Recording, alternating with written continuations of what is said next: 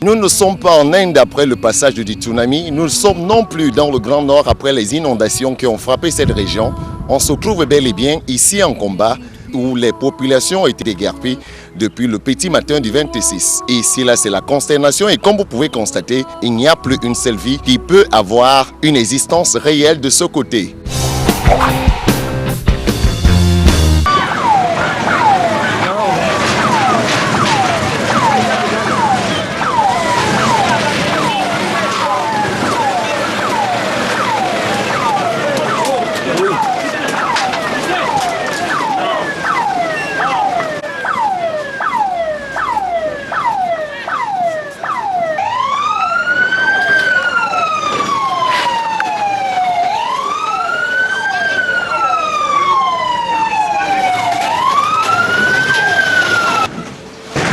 Give that place.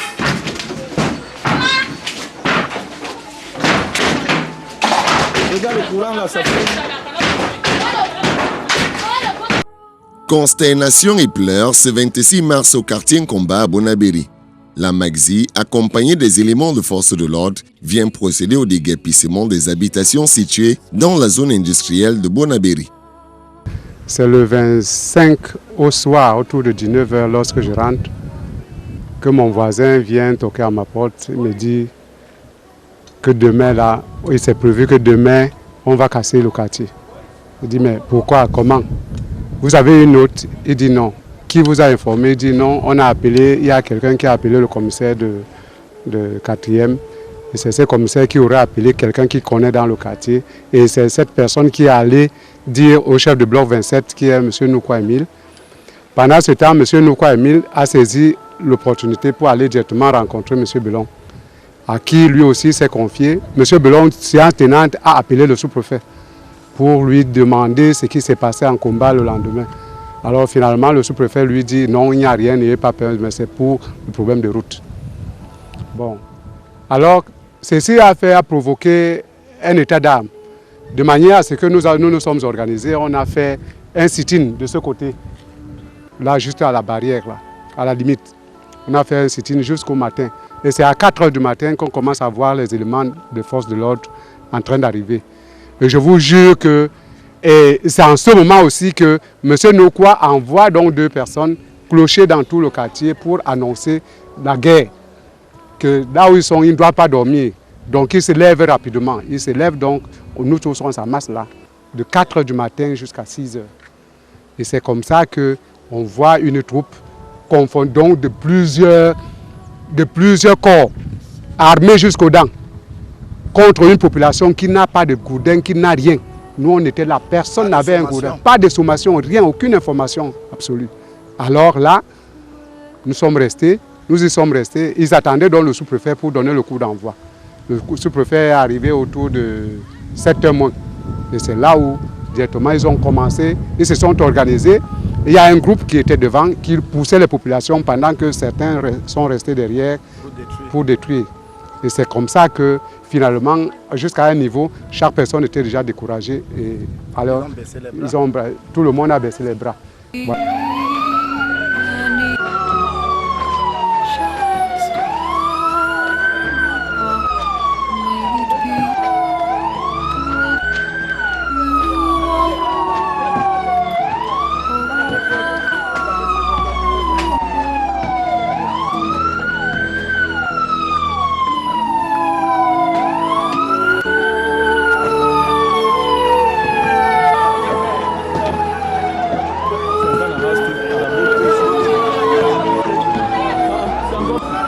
Une casse qui sévit alors que les populations qui vivent en ces lieux disent ne pas avoir reçu de sommation.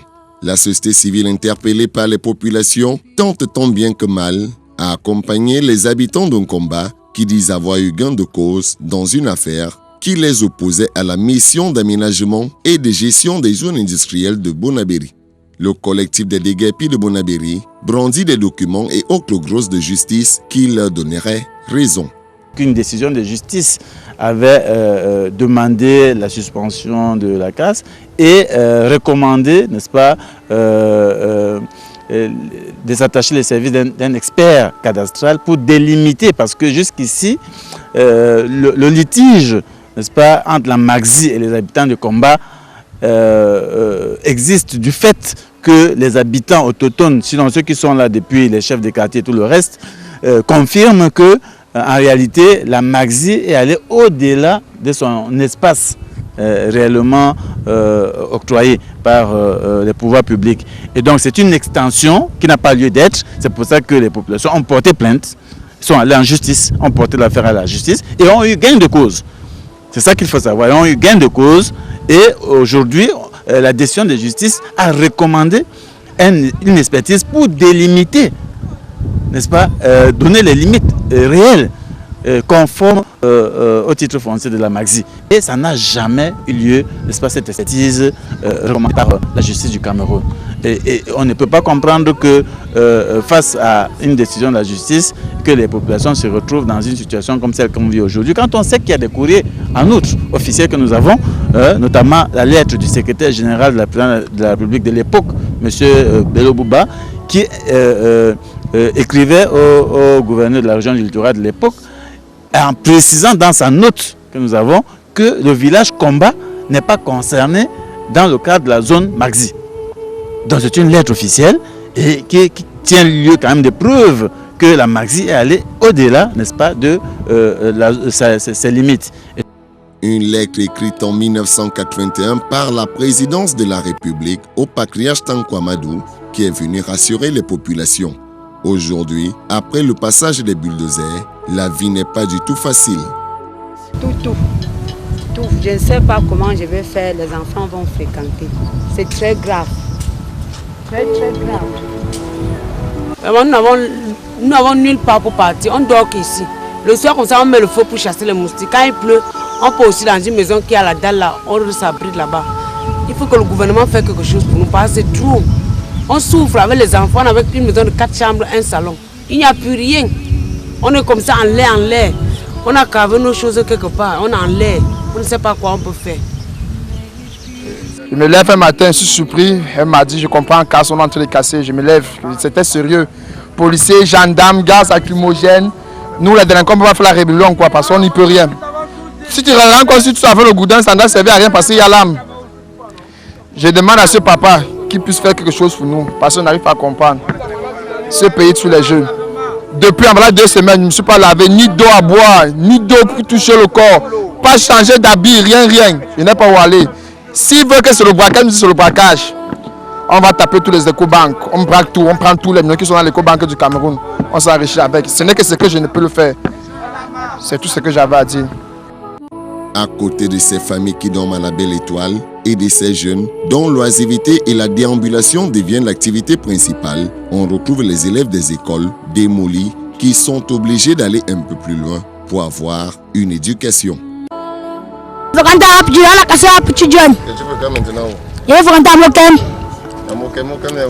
c'est situé ici bien mon mandat. Même pas fait. Même pas fait, on a cassé. Tu fais quand maintenant? Quand à Enzo. Là-bas, Une situation terrible pour ces familles qui pensaient avoir raison après les démarches judiciaires positives enclenchées par le collectif des habitants d'Nkomba. Disons que la Magzi dit que nous étions sur les terres. Bon, nous le disons, nous n'avons jamais contesté le titre foncier de la Magzi. Raison pour laquelle nous avons porté ce problème au niveau du tribunal. Au niveau du tribunal, le jugement a duré 2 ans. On nous a donné gain de cause. Parce que notre problème était quoi? Nous avons dit dans notre plainte que nous ne contestons pas le titre foncier de la Magzi. Mais un titre foncier a un début, un tenant et un aboutissant. Donc, que Magzi prouve, nous demande, nous dise là où s'arrête son titre foncier et là où il commence. Les limites du terrain de la Magzi, d'après mes connaissances, puisque nous, comme on dit que cette zone a été déjà cassée plusieurs fois. Donc là, à la limite, là, ça a été déjà cassé plusieurs fois. Donc si nous voyons très bien, les limites des cornières plantées par la Magzi, abordaient la limite là, jusqu'au bord de l'eau. Donc ici, là, moi je considère que c'est une extension. Une démolition des habitations qui s'est faite au vu et au su des autorités administratives qui se sont retrouvées du côté opposé de la population. je dois interpeller ici d'abord le préfet du Vori. C'est quand même lui d'abord qui est concerné au premier chef. Le sous-préfet, il va vous dire qu'il n'a pas vraiment de... Mais le préfet d'abord. Après le gouverneur de la région du littoral, même s'il reçoit les instructions de Yaoundé, ils doivent quand même réfléchir un tout petit peu. C'est eux, s'ils ont, n'est-ce pas, reçu mandat, n'est-ce pas, d'administrer la région du littoral, il s'agit aussi d'une protection des personnes et des biens. Ça fait partie de leur mission. Même si, comme je le dis, même les malfrats ont droit à la protection. Ce n'est pas parce que vous avez braqué une maison qu'on doit vous tuer, on ne doit pas vous encadrer. C'est pour ça que les prisons existent pour protéger. Et en prison, on donne à manger aux gens. Ça veut dire que le gouverneur de la région littorale et son préfet doivent s'organiser et organiser, n'est-ce pas, des équipes avec évidemment la société civile pour encadrer toutes ces familles aujourd'hui en détresse. La zone de combat et toutes ces populations doivent être considérées comme une zone sinistrée et les personnes de cette zone-là comme des personnes en détresse et donc ils doivent bénéficier des situations des personnes en détresse. Ça veut dire qu'il doit avoir un encadrement, il doit avoir un accompagnement urgent pour ces personnes-là qui sont aujourd'hui exposées à toute dérive. Il faut le dire aussi parce qu'il y a des jeunes là qui ne savent plus où aller et qui vous disent n'importe quoi. Et demain, quand ils vont commencer à casser pour survivre, on va les appeler des bandits, des délinquants. Alors que c'est des jeunes qui habitaient des maisons, qui faisaient des petits métiers et qui survivaient avec ces petits métiers. Aujourd'hui, ils sont dans la rue comme des vulgaires bandits et donc ils vont se battre pour survivre et en se battant pour survivre, ils peuvent être tentés, n'est-ce pas, de commettre n'importe quel acte malheureusement difficile à accepter par les administrations et même par notre pays. Les événements de la dernière semaine de mars du côté d'Nkomba à Bonabéry interpellent à plusieurs titres les forces vives de l'arrondissement de Douala 4e qui, chacun à sa manière, portent un acte de compassion. À ces temps difficiles où nous passons des jours et des nuits dehors, nous crions, nous bavardons, nous nous battons comme nous pouvons pour nous recaser. Mais je compatis, je partage ça avec eux et je crois que ce qui a été fait n'est pas un mal, n'a pas été fait pour faire du mal à nous, mais c'est peut-être les gens qui nous avaient confié cet endroit, qui nous avaient installés là-bas, qui nous avaient trompés, sans nous dire que c'était un domaine que l'État Cameroun, depuis la nuit du temps, avait réservé, qu'un jour viendra auquel le Cameroun sera grand, aura besoin de cet endroit pour des investisseurs. Il paraît que le temps est venu, mais c'est vrai que ça a été un peu brusque, mais nous nous remettons aux mains du Seigneur. Et nous savons que le président de la République, le chef de l'État, son Excellence Paul Biya, ne peut pas nous oublier. Nous savons que dans les jours à venir, les mesures de compensation vont être dites et le ministre de l'Habitat viendra vers nous pour nous recaser. J'en suis sûr parce que je connais l'homme. Il faut dire que ces derniers jours, les questions de logement et d'habitat posent un sérieux problème au Cameroun et plus précisément dans la ville de Douala. Des familles à la quête de l'espace vital s'installent où ils peuvent. Et Bonabéry n'est pas le seul quartier. On retrouve aussi plusieurs autres lieux où les installations anarchiques et les attributions fantaisistes des parcelles sont effectuées. En réalité, ce qui se passe dans la ville de Douala en termes de déguerpissement ou bien d'éviction forcée, c'est simplement une grosse mafia qui est organisée autour des domaines, n'est-ce pas, en général, et des questions d'habitation avec les titres fonciers mafieux qui existent et tout le reste.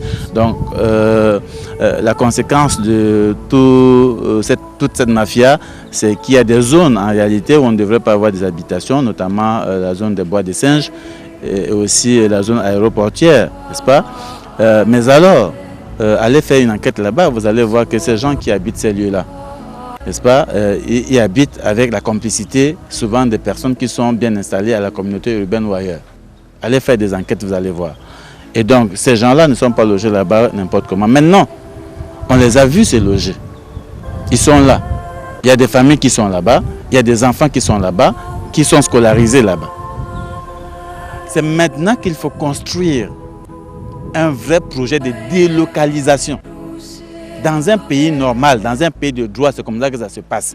Dès lors que les populations ont occupé un espace, l'ont viabilisé et y vivent, On ne vient pas casser comme si c'était une bombe comme jette là. Non. On doit mettre en place un projet de délocalisation. Ça veut dire qu'on inscrit dans le budget du Cameroun. Parce que le budget du Cameroun, c'est l'argent des Camerounais. Ce n'est pas l'argent d'une personne qui sort de la poche d'une personne, bien un héritage familial. On inscrit ça dans le budget du Cameroun. Comment on fait pour délocaliser ces gens qui sont dans un espace qui normalement est non habitable? C'est la question. Et à partir de cette question-là, on construit des réponses.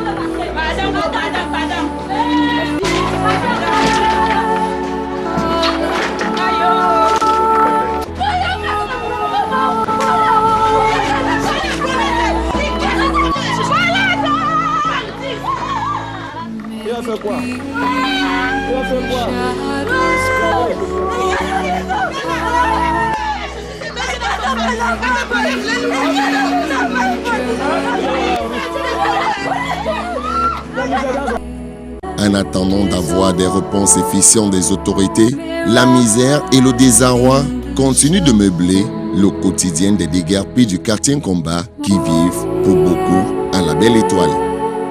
Les populations réclament donc une action du gouvernement puisqu'ils sont citoyens de ces pays.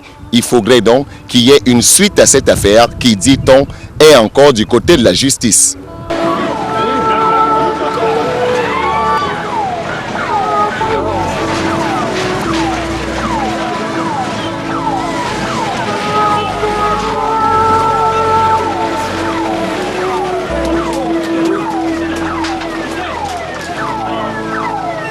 Reste actuellement à ceux qui ont la responsabilité d'agir pour qu'enfin les populations de Nkomba voient le bout du tunnel ou alors qu'ils aient un toit sur leur tête.